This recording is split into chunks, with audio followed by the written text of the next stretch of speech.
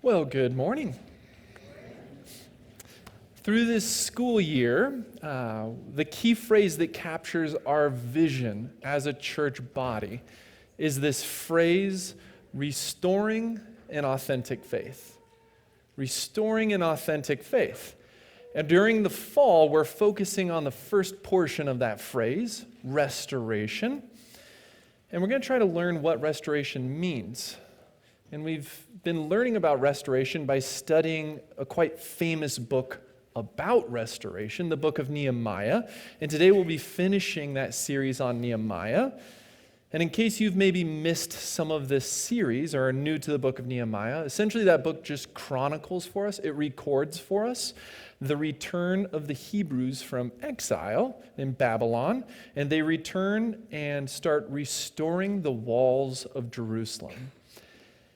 And if you've been with us through this series, you've noticed something that's been happening on the stage, right?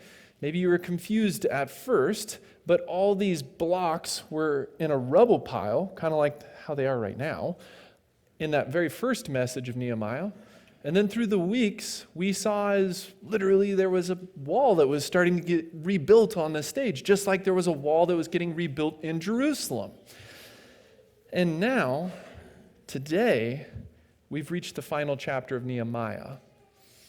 And our big, beautiful wall that was getting taller every single week of this series, well, it's turned into rubble. And that's almost like a metaphor of what happens at the end of this book of Nehemiah.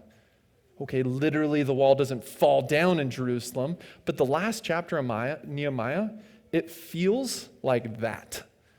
That's the final finale of this book. And it's kind of depressing. And it makes us ask this question when we reach chapter 13. What just happened? What just happened in this book? Last week, we were talking about how last week's message, it was talking about sparking the flame of revival. And now this week, it almost shocks us to see it all crumble down. This seems like the most unlikely ending to this book imaginable. And we're going to start reading through this book today, and we're going to try to figure out together what just happened in chapter 13.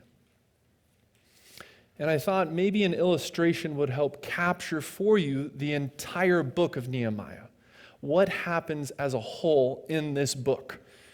And as I was thinking through an illustration that might help capture a mental picture for you of this book, one of the things that came to mind is I was thinking, well, restoration, like what kind of modern day restoration do we commonly see? And we see restoration of maybe a classic, valuable car.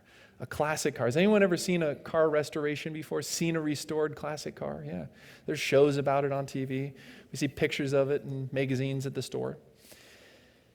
And I wanted to give you this mental picture of restoring a valuable classic car to help illustrate what happens in Nehemiah. And I want you to picture with me that this particular car that's going to get restored, it came from maybe a junkyard, right? It came in rough shape. It was practically destroyed. And the person who's restoring this car starts pouring hours and hours and hours of work into this car. They pour their blood, sweat, and tears into restoring this car. Now, all the way through Nehemiah, all the way up through chapter 12, essentially we are hearing about how this car is getting fixed up, right? They're straightening out the dents, a fresh coat of paint, new tires, reupholstery on the interior. It's really looking good. Now today comes the moment, chapter 13, when we watch in anticipation as Nehemiah, he jumps into this beautifully restored classic car, right? And for the very first time, he puts the key in the ignition, right? And he goes and he slowly turns that key, and then there is a loud bang from under the hood, and smoke starts billowing out from the engine compartment. Nehemiah throws up his hands and says, I give up. and then the book ends. This is a horrible illustration, huh?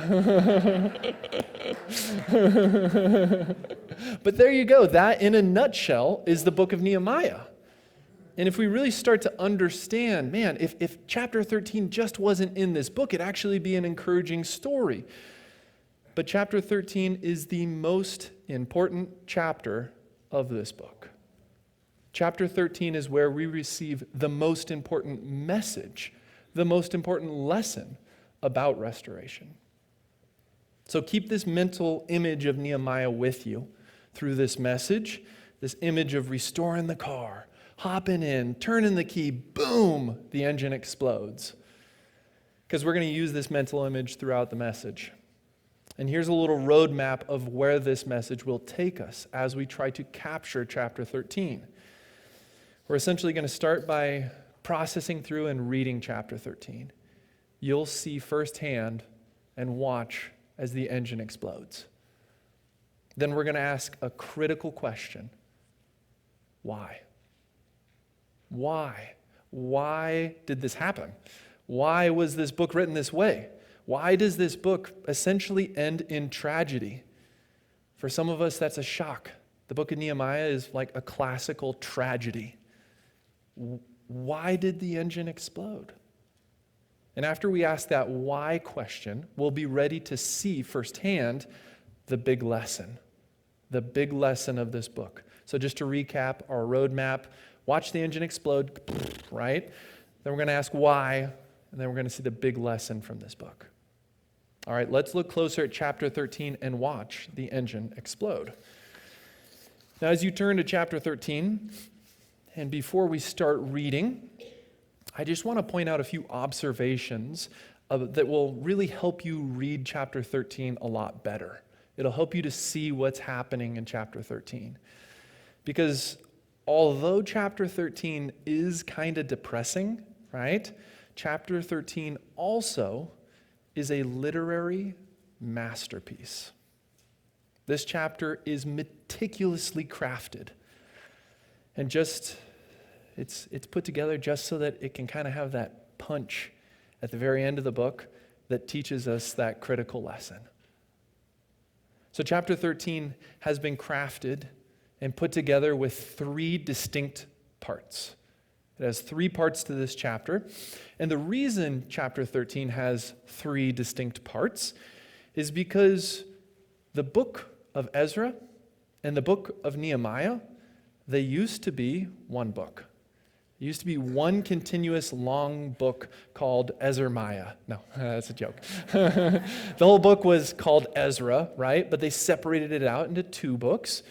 Kind of helps us process maybe the information there. But as one continuous book, this one big book, that one book had 3 distinct parts. And I know that we didn't get a chance to go through Ezra. We've gone through Nehemiah together. But I figured I would just point out to you the 3 main parts of this big, huge book that is Ezra and Nehemiah. And this one big book, the first part, essentially it focuses on Ezra. And it starts in Ezra chapter 1, or it focuses in Ezra chapter 1, and it starts out with the first wave of people returning to Jerusalem. And in that first wave, one of the key main characters is this guy called Zerubbabel, right? And Zerubbabel spearheads the restoration and the rebuilding of the temple in Jerusalem. So essentially, part 1 of this giant book is Zerubbabel restoring the temple. Now, part 2 starts in Ezra chapter 7, and there is another wave of people returning to Jerusalem. And in that second wave of people, there's a very particular, special, important character named Ezra, right? This guy, Ezra. And Ezra spearheads the cultural restoration of Jerusalem. So that cultural restoration would include the restoration of the laws of Moses, the restoration of the priesthood, restoration of temple worship. So essentially, part 2 of this giant book is Ezra restoring the culture. Now, part 3 starts in the book of Nehemiah. And what we read together over these last few weeks is part 3. And you guessed it, a third wave comes back from Jerusalem, and an important main character emerges, this guy named Nehemiah. And Nehemiah spearheads the restoration of the walls of Jerusalem. So part 3 is essentially Nehemiah, restoration of the walls. Now we're going to read through Nehemiah chapter 13, and this is the capstone chapter of this entire huge book. And Nehemiah chapter 13 has 3 distinct parts. One part of Nehemiah chapter 13 will have to do with the temple. One part will have to do with the walls. And one part will have to do with the culture. And each of these 3 final parts of Nehemiah chapter 13 will include failure, a rebuke, purification, and a prayer for remembrance. So let's start reading through the first part of Nehemiah chapter 13. And we'll pick up in verse 4. And this is part 1, the corruption of the temple. Before this, Eliashib, the priest, had put in charge of the storerooms of the house of God, He was closely associated with Tobiah, and he had provided him with a large room formerly used to store the grain offerings and incense and temple articles, and also the tithes of grain, new wine, olive oil, prescribed for the Levites, the musicians, and the gatekeepers, as well as the contributions for the priest. So let me take just a quick side note. What just happened right there? This guy named Eliashib, right, who we find out later is literally the high priest, right? The high priest takes the temple and the room that has been dedicated to essentially God's stuff, right? All God's possessions. And he takes and he empties out that room in the temple. He takes all God's stuff and kind of sets it on the curb. And then he takes this pagan guy named Tobiah. And Tobiah should sound familiar. That is Nehemiah's arch enemy. This is the pagan guy Tobiah, right? And he moves a pagan leader into the center of the temple, into where God's stuff should be. Now it's this pagan guy Tobiah's stuff in the middle of the temple, right? That's not good. Let's continue in verse 6. But while all this was going on, I was in Jerusalem, Nehemiah was, for in the 32nd year of Artaxerxes, king of Babylon, I had returned to the king. Sometime later, I asked for permission and came back to Jerusalem. Here I learned about the evil thing Eliashib had done in providing Tobiah a room in the courts of the house of God. I was greatly displeased and threw all Tobiah's household goods out of the room. I gave orders to purify the rooms. And then I put back into them the equipment of the house of God with the grain offerings and the incense. I also learned that the portions assigned to the Levites had not been given to them, and that all the Levites and musicians responsible for the service had gone back to their own fields. So I rebuked the officials and asked them, "Why is the house of God neglected?" Then I called them together and stationed them at their posts. I'm going to skip down to verse 14. Remember me for this, my God, and do not blot out what I have so faithfully done for the house of my God and its services. Yikes. Essentially, all the work that poor old Zerubbabel had done in restoring the temple and restoring this pure place where they could worship God, it's almost in vain in this chapter. The pagans have moved into the temple. All right, that was part 1. The temple has been corrupted. Part 2, the corruption of the wall. I'll pick up in verse 15.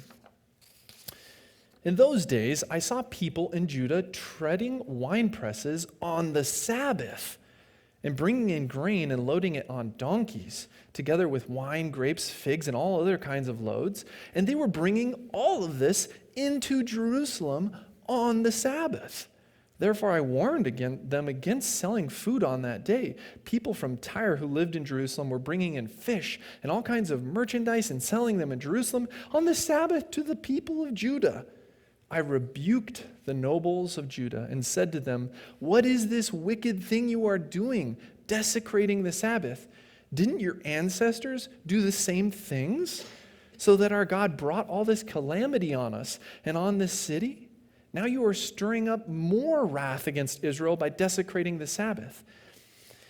When evening shadows fell on the gates of Jerusalem before the Sabbath, I ordered the doors to be shut and not opened until the Sabbath was over.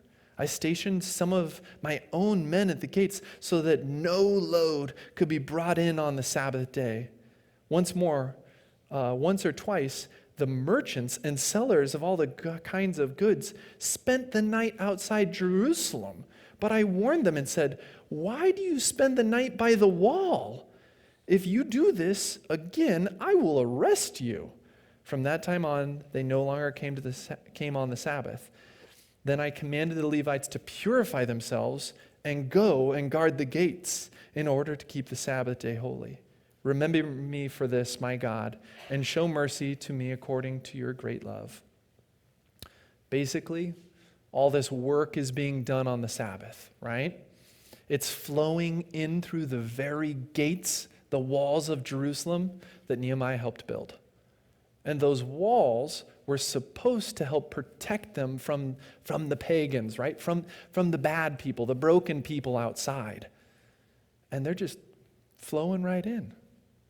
And even later on in that second paragraph of that section, we hear it gets even worse, right? They set up shop and they're like leaning their tents and stuff against the wall. The wall itself is being used to help promote this Sabbath selling idea. Oh no, yikes. Poor Nehemiah. He's watching the thing he helped create and it's not functioning correctly and it's become corrupted. Part 3, the corruption of the culture. Picking up in verse 23. It's kind of a depressing book. I warned you, right? Tragedy. 23. Moreover, in those days, I saw men of Judah who had married women from Ashdod, Ammon, and Moab. Half of their children spoke the language of Ashdod, or the language of one of these other peoples, and did not even know how to speak the language of Judah. I rebuked them and called curses down on them. I beat some of the men, and pulled their hair out. Just a little side note right here. This is our guy riding the white horse. This is Saint Nehemiah, right? He's like punching people in the face, brawling in the streets. The culture is collapsing. Let's continue on. I made them take an oath in God's name and said, "You are not to give your daughters in marriage to their sons, nor you are to take their daughters in marriage for your sons or for yourselves." Was it not because of marriages like these that Solomon, king of Israel, sinned? Among the many nations, there was no king like him. He was loved by his God, and God made him a king over all Israel. But even he was led into sin by foreign women. Must we hear now that you too are doing all this terrible wickedness and are being unfaithful to our God by marrying foreign women? One of the sons of Joiada, son of Elishib, the high priest, was son-in-law to Sanballat, the Horite, and I drove him away from me. And a little side note here. Those names are pretty significant. This is the high priest, right? And they weren't supposed to give their sons and daughters to they made that promise. We won't give our sons and daughters to foreign women and foreign pagan worship. And the high priest gives his own child away. And not to anyone, to the arch enemy of Nehemiah. This is the other guy, Tobiah and Sanballat. These are the two guys who were conspiring to stop Nehemiah building the wall. They were the ones who sent letters and tried to intimidate him. And these exact guys, right? Let's continue on. 29, verse 29. Remember them, my God, because they defiled the priestly office and the covenant of the priesthood and of the Levites. So I purified the priests and the Levites of everything foreign, and I assigned them duties, each to his own task, and I made provisions for contributions of wood at designated times and for the first fruits. Remember me with favor, my God. The end. Ezra's cultural reform utterly fails. I mean, even the high priest himself is breaking the laws. And what we just saw in these 3 parts to Nehemiah chapter 13 is the corruption and downfall of about everything that happened in this book. The temple is corrupt, the wall is corrupt, the people are corrupt. All those things that Zerubbabel, Ezra, and Nehemiah, they worked so hard to restore. All their blood, sweat, and tears. And it's just kind of like circling the drain. Nehemiah chapter 13. This book ends with Nehemiah jumping into the driver's seat of this newly restored car that's called Jerusalem. And Nehemiah slowly turns the ignition key, and the engine explodes under the hood. Nehemiah essentially throws his hands up in the air, and the last line of this book, right, is Nehemiah saying, remember me with favor, my God. Remember my hard work. God, remember that I tried. But I give up. It's hopeless. This book ends in delays, brokenness, setbacks, and failures. But why? The ending makes everyone in the book kind of look bad, right? Even our Saint Nehemiah is out brawling in the streets. Who writes a book like this? Why? As we work to figure out that why question, I want to point something out for you about this book. Now that you know the ending to Nehemiah, what'll happen is it'll kind of be depressing for a little while. You'll go home and say, oh, I loved Nehemiah. He ruined it. But when you go back and reread either Nehemiah or Ezra, you will read these books differently now. You will not read them in the same light. See, the first time I read through this book of Nehemiah, it was happy and encouraging, right? But now that we know the sad ending, I almost approach Ezra and Nehemiah in the same way that you'd maybe approach one of those black box recorders from an airplane crash, right? And you pick up that black box recording of the last moments leading up to the explosion. And those recordings we call chapter 13, right? And we sift through that information, and we're almost like forensic investigators trying to figure out why. Why did that happen? Rereading Ezra and Nehemiah, it's almost like we're trying to puzzle all these pieces together. And rereading the book from this approach, in the seat of more of like a forensic investigator, knowing that's the ending, you'll likely start to pick up on a few odd details in this book. There are some major oddities. This book was well crafted. And let me point out an example of what I mean. One of the things you might notice in this book. Last week I mentioned that chapter 9 of Nehemiah, chapter 9 is a huge prayer of repentance, right? It's beautiful. It's a very beautiful prayer. They confessed their ancestors had made mistakes. Their ancestors were in particular arrogant and disobedient, right? They confessed that their ancestors would make these oaths and promises to God, and they could never and were never able to actually keep their promises. And so in chapter 9, they confess their ancestors' failures, and they start asking God for forgiveness, right? It's a beautiful scene. But literally, right after, immediately after they finish that prayer, the following lines, get this. You know what the people do? Those same people who are praying that prayer, they immediately start making oaths and promises. And they make commitments that are the exact same oaths and promises that they just got done saying their ancestors could never fulfill.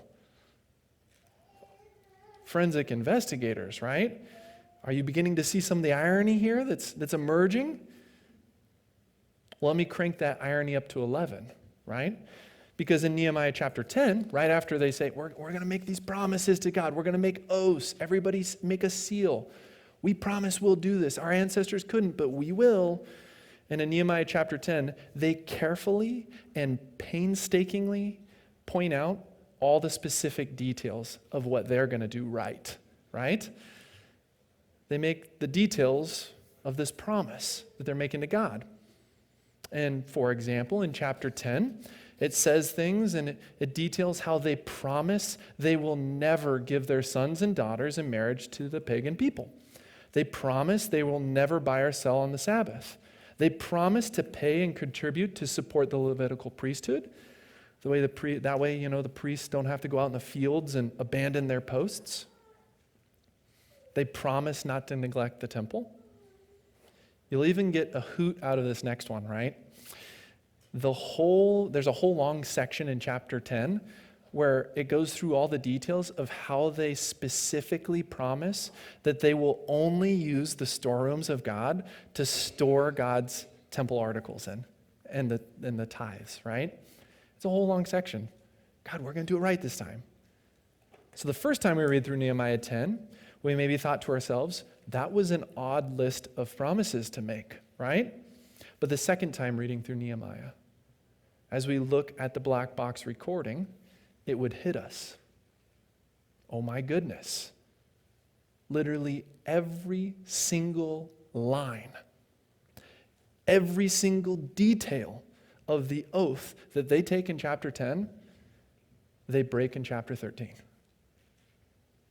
They confess that their ancestors were arrogant and disobedient. And then they say, but we're going to be different, right? This time we're going to make a promise to God, and it's going to be different, God. It's going to be different this time. We're going to get it right. The people in this story, they never saw it. They never learned the big lesson. Will you learn the big lesson? Think back to that car restoration illustration at the beginning of this message. Think about the way that through Nehemiah chapter 1 through 12, we heard that the car was being fixed up, right? In that illustration, straighten out the dents, a fresh coat of paint, a new temple, a restored priesthood, new upholstery. Now today in chapter 13, Nehemiah jumps in the car.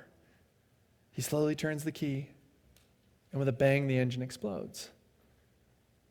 The moral of that illustration that I gave you is that sure, we can clean up the outside of our life, but always, at the end of the day, we still need a new engine. Our heart is full of rust. The sad big lesson of Nehemiah, it teaches us that more than anything in our lives, our heart needs to be restored and fixed, but it's beyond our ability to repair. Our heart needs to be restored and fixed, but it is beyond our ability to repair. True restoration needs more than a new building. True restoration needs more than another hollow promise, an oath. True restoration means more than building a wall in our life to keep all those broken people out, right? For true restoration, we need a new engine. Our heart itself needs to be replaced and fixed. But the brokenness of our own heart is fundamentally beyond our ability to repair. It's almost like with that last line of this book, Nehemiah begins it almost hits him. He begins to realize the big lesson, right? Nehemiah steps back and says, oh man, I can't fix this. This is beyond my abilities. Remember my hard work, God. God, remember how hard I tried. Maybe you have been in a similar Nehemiah situation before. Maybe there's something that is broken in your own life, that you've worked and worked and worked at restoring. Maybe it's a sin you're wrestling with. Maybe it's a hurt in your heart that won't go away. And after we've poured out all our blood, sweat, and tears, right, in that moment, all we want to say is, remember how hard I tried, God. I give up. We need a heart restoration that is beyond our ability to repair. And it almost feels like salt in the wound right now, right? A little salt in the wound, because as you read through the Old Testament, this is the big lesson that is made painstakingly clear over and over and over. It's like on repeat, right? You pick up other books of the Bible and, oh, there it is again. What's happening? But in the prophetic books, like Isaiah, Jeremiah, and Ezekiel, they all have this. They promise us. Those books make a promise to us that true restoration is possible. Our heart can be fixed. But in order for that real restoration to take place, it means God is going to have to change the rules of the game a bit, right? After all, no matter how many promises we make to God, we just keep breaking our promises. The rules of the game need to change. Instead of us making God another hollow promise,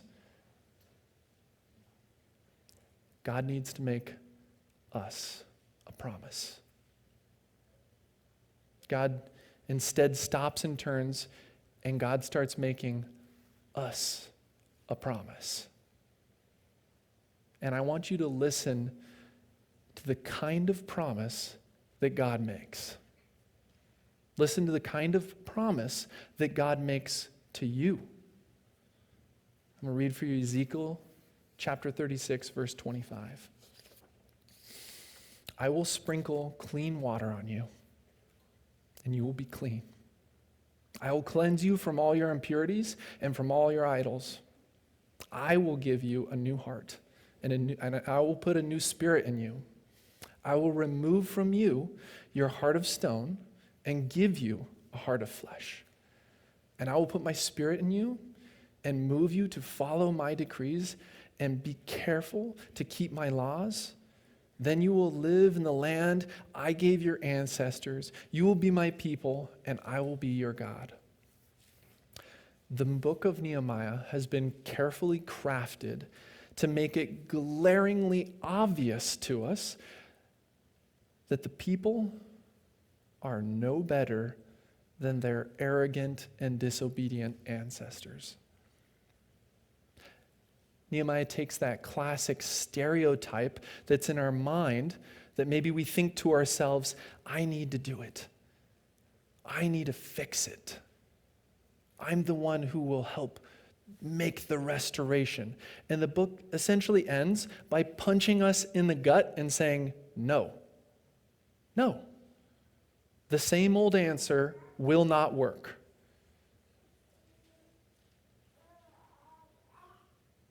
Saying I'll do it with some elbow grease and a can-do attitude will not cut it. The book ends with that big lesson. We need a heart restoration that is beyond our ability to repair. And I would just encourage you this week to just spend a moment, maybe set aside a special time. If you've got a prayer time in the morning or evening, set aside a special time just to reflect on this message of Nehemiah. I need a heart restoration that is beyond my ability to repair. And in that time of reflection, think to that promise that God makes us. I will give you a new heart. I will put a new spirit in you. I will remove from you your heart of stone and give you a heart of flesh. God promises that he can and will do the heart restoration. The thing that we simply cannot do. If you want to see that real heart restoration in your own life, if you want something different to happen, I would just encourage you that something different that needs to happen, it will end up changing us at the very core of who we are. Next week, we're going to start a new sermon series, and we're going to look at that exact promise that God made to us, right? And we're going to go through this next series, and we're going to figure out what that promise means, what it entails, and how that promise happens. And I would invite you back to join us this next week as we get to the heart of restoration. Let's pray and close this message together. Father, Nehemiah is kind of an uncomfortable book. It's one of those books that, man, when we really reflect on it and think about it, there's a lot of ways that it has been carefully crafted to be a mirror. To be a mirror that reflects back to us that are we that arrogant? Are we that proud? Are we that self-confident that we think, well, you know what? This time will be different. I'm going to make that promise, God. I can do it. Man, God, through this book, you are revealing the thing that we really need.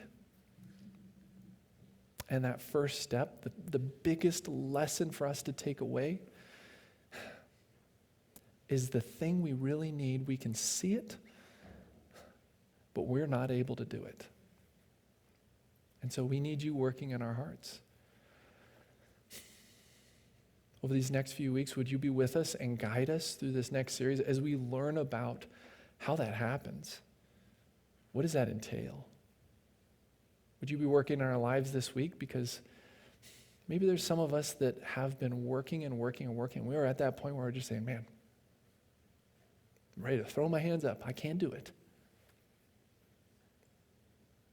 God, would you be reminding us of that promise that you made to us? The promise we couldn't keep. And would you be preparing our hearts this week as we move towards that promise? In Jesus' name, amen.